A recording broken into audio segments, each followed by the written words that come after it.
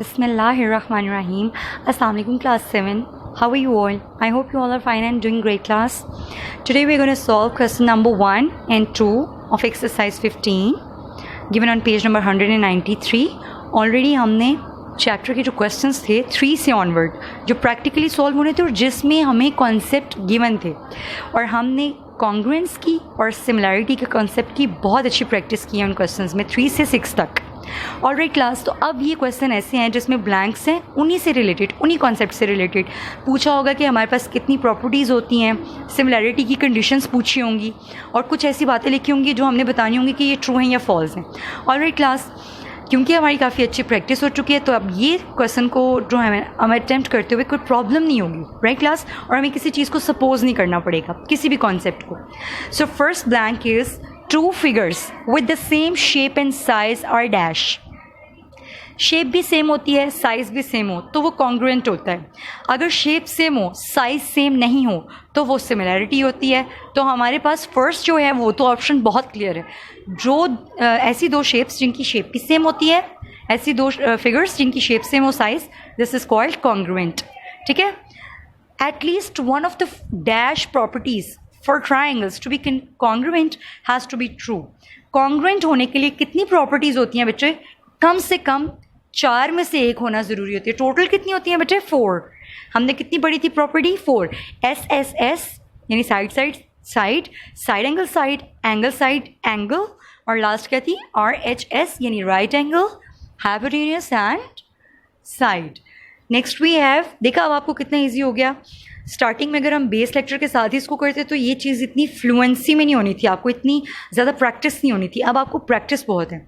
If two shapes have equal angles, अगर दो shapes हैं उनके angles equal and their corresponding sides are in same ratio, then these shapes are dash. Definition लिखी है बेटे, similarity की डेफिनेशन. एंगल्स आर सेम, जो sides हैं वो सेम रेशियो में है.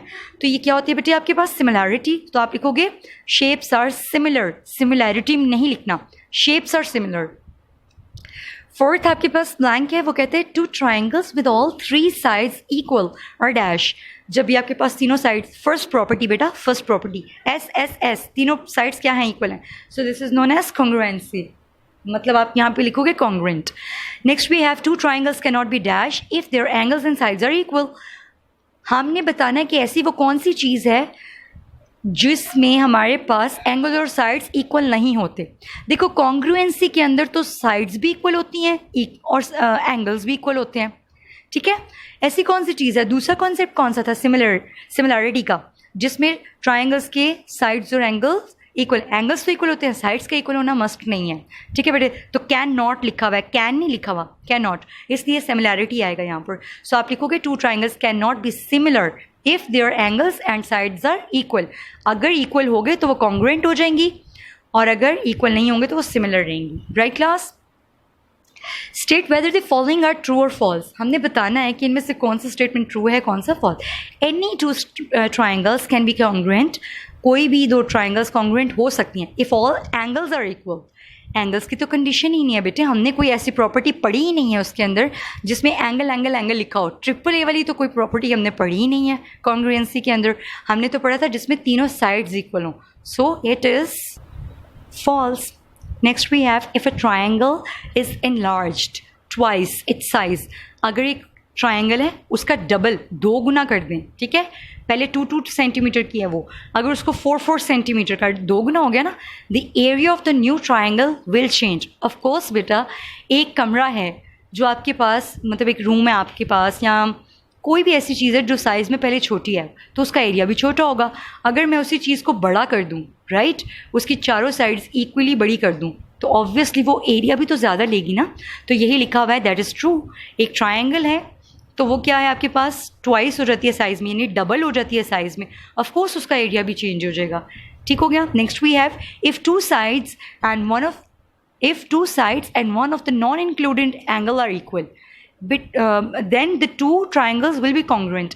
ऐसा तो कभी भी नहीं हमने आपको पढ़ाया कि दो साइड्स हों और उनका जो इंक्लूडेड एंगल है, यहाँ पे नॉन इंक्लूडेड लिखा हुआ है कि वो इक्वल है. हम हालांकि होना क्या चाहिए? 2 साइड्स और उनका included angle. Let me show you. Page number 189 पे हमने ये की थी ना कि 2 साइड्स हैं तो इंक्लूडेड एंगल, ये देखें दो साइड से इंक्लूडेड एंगल, आपस में क्या होना चाहिए, इक्वल। अगर यहाँ पे ये वाला एंगल इक्वल होता दोनों साइड्स के सेंटर में और ये वाला एंगल यहाँ पे इक्वल, तो ये दोनों आपस में कभी भी कॉन्ग्रुएंट नहीं होती, राइट क्लास। साइड्स जो हैं उनका जो इंक्लूडेड एंगल है ना दोनों ट्राइंगल्स का, वो जो है इक्वल होना चाहिए, अदरवाइज तो वो कॉन्ग्रुएंट ही नहीं होंगी। फिर उसने हमें ट्रू फॉल्स में नॉन इंक्लूडेड एंगल कह दिया, साइड्स तो ठीक है लेकिन एंगल कौन सा वाला है, non included, so it's false. Next we have all sides of similar triangles are increased or decreased in the same ratio. हमने जितने सिमिलैरिटी के क्वेश्चंस किए या जो सिमिलैरिटी का हमारे पास कॉन्सेप्ट है बेटे, उसमें यही बताया जाता है कि आप चाहे कोई ट्रायंगल है उसको इंक्रीज करो या डिक्रीज करो, ठीक है, बड़े से छोटा है या छोटे से बड़ा कर दो उसका साइज़, लेकिन वो जो उसकी रेशियो है ना वो सेम होनी चाहिए। यही तो लिखा हुआ है कि आप किसी भी जो भी शेप है, कोई ट्रायंगल है ना, आप चाहे उसको इंक्रीज कर रहे हो चाहे उसको डिक्रीज कर रहे हो, वो सेम रेशियो में हो तो उसको सिमिलर कहते हैं, ठीक हो गया। So of course it's true.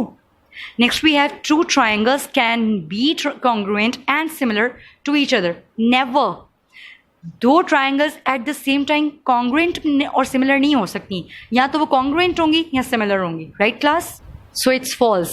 Alright class, तो अब आपने ब्लैंक्स भी कर ली और ट्रू फॉल्स। अब एक्सरसाइज हमारी कंप्लीट हो गया है।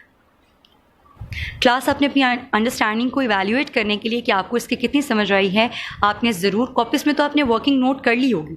अब आप एक छोटा सा जो है ना कोई भी शॉर्ट सा कोई अपना टेस्ट कंडक्ट करो, ठीक है, जिससे आपको अपनी इवैल्यूएशन का पता चले कि आपको कितनी अंडरस्टैंडिंग डेवलप हुई है इसकी, right class. Keep on doing hard work class, आगे बढ़ते जाएँ, रुकना नहीं, आगे बढ़ते जाना है। Stay blessed. अल्लाह हाफिज़ क्लास।